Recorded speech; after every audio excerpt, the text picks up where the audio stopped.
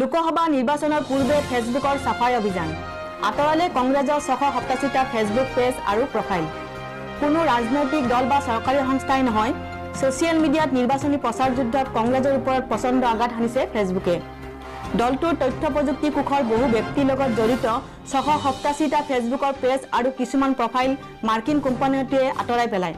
ফেচবুকে আন্তঃসম্পৰ্কৰ নেটৱৰ্কৰ স্বাৰ্থত এইসমূহ আঁতৰাই পেলাই বুলি ঘোষণা কৰি লগতে স্পষ্ট কৰি দিয়ে যে বিষয়বস্তু বা ভুৱা বাতৰিৰ ভিত্তিত এই পেজসমূহ আঁতৰ কৰা হোৱা নাই।